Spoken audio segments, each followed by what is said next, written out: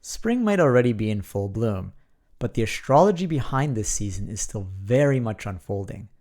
Today we're diving right into the Spring 2025 chart, also known as the Aries Ingress chart. Here we'll be exploring sudden dramatic shifts that have already happened and cosmic themes that have yet to play out in a powerful way, leading us into the summer 2025 season. I'm Daniel J. Rocha, the Weatherwise astrologer, and your guide to the forecasts, forces, and frequencies shaping the world. Before we begin, I know what it is you're probably thinking. How can a chart in astrology possibly account for the weather in every part of the world? Wouldn't you need thousands upon thousands of astrology charts for that? And you know what? You're right. But here's what you should know.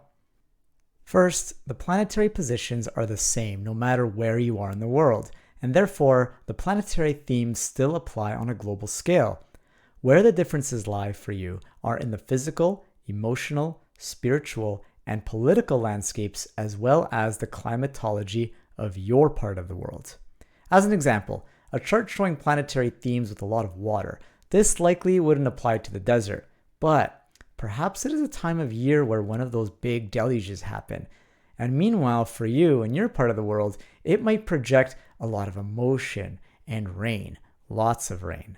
Finally, depending on your latitude and longitude, that will determine where the planets are in the chart itself. And that's how we really dive into the differences in different parts of the world. Now, that said, if I am casting a weather chart for a client, I definitely get as specific as possible so I can be as accurate as possible. I want to talk about one or two major weather events that have happened this spring as it was shown in this seasonal chart. There are many other charts that I cast for the season, but I cast this from Pickering, Canada, so shout out to my fellow Canadians out there. And this is for the 20th of March 2025, just as the sun enters the sign of Aries. And so this denotes spring.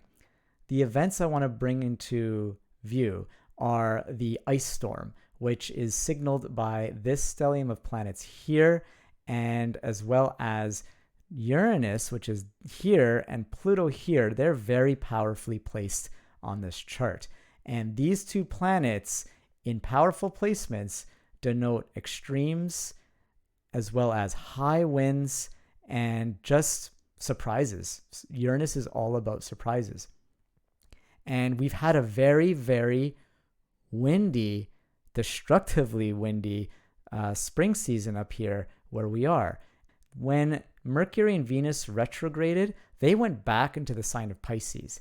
And to me as an astrologer, that signals we're going backwards in time to the season of winter, because Pisces is a winter sign leading into spring. And so that spoke to the ice storm. But what really triggered that ice storm was the moon here, and not where it is currently, though it certainly had a story to tell with this stellium of planets. You see that connection there. But when it came back around and met the sun around the 29th of March, that was our solar eclipse. And solar eclipses, crazy stuff always happens. There was also that big earthquake that devastated Myanmar and Thailand, and that was on the heels of this eclipse, as well as the ice storm that we experienced here in my area of living. So again, with the spring or Aries Ingress chart for 2025, we're talking about the themes. We don't look for specific timings here, but just by looking at that chart, you can tell that it becomes a very interesting spring season. And now I'm going to show you the lunation chart, which is when that total solar eclipse hit and what that looks like. Here's a little extra tidbit of cool info I want to give you. If I have a lot of planets in the water signs, that's probably going to mean we're dealing with more wet, cool influences as opposed to the fire signs like Aries, where it's more hot and dry. And so the sun and the moon are in the sign of Aries. This is the solar eclipse right here. And yet we have Mercury about to go into the sign of Pisces, which triggered that more wet wind, like cool, wet winds, more moisture in the air, especially as it was meeting up with the planet of Neptune. And look how close they are to this powerful angle of the chart. This really triggered that cold, moist influence, which led to the ice storm. So what's still to come for the spring season? I'm going to still focus on the ingress chart because these are the themes for the world. To get into the specific parts of the world, specific cities and places, it takes a lot more work, and I got to dive into some very specific charts.